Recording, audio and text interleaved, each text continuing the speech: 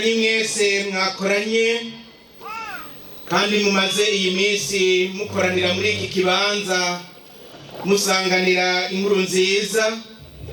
Iyi ndamutso ivuga iti horana umukama, niyo mu bumwe tugize n'abasaseredoti bose turi ngaha kuri altari mu guhereza ino nkuka y'imisa, niyo tubaramukishije mwebwe igihugu c'Imana mukoraniye ngaha muri iki kibanza.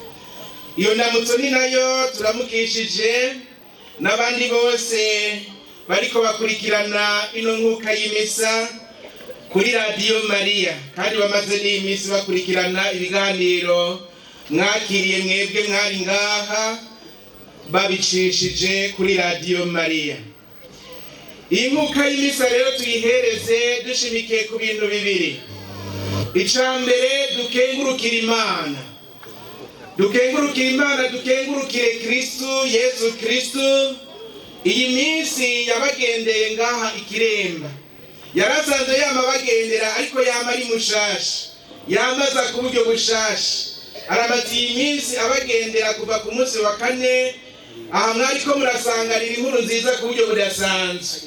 Inkuka y'imisa rero bisanzwe bisigura gukenguruka, ukarisitiya bisigura gukenguruka. Dukenguruke iyi minsi yaturinganirije wenyene, aciye ku batandukanye, ari ku basaseredoti ba hano, akaduha iminsi nk'iyi gusanganira inkuru nziza.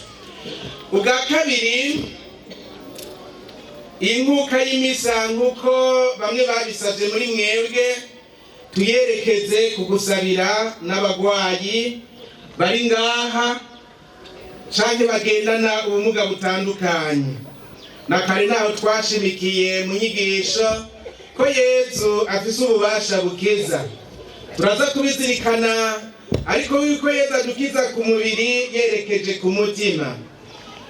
Naho turashimikire dutware mu gisabisho abo bari ngaha bose bagwaye indwara zitandukanye, bafise n'ubumuga butandukanye, dusabe Yesu ngo abakoreko abakize.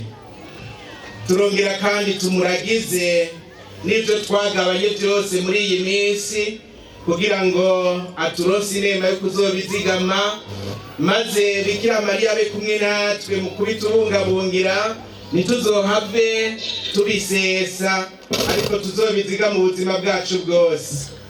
Muze rero bavukanye duhere hamwe twama duhera, turi bamagara make, n'ubu twariko turakira ikigongwe c'Imana muri rya sakramento ry'ikigongwe, ariko n'ubu dusubire twamaze ico kigongwe c'Imana ngo kidutyorore, niho twohereza ino nkuka y'imisa tugabana ivyiza byose biyivamwo, bifise aho bishikira, dufise imitima ibereye gusanganira ivyiza vy'Imana.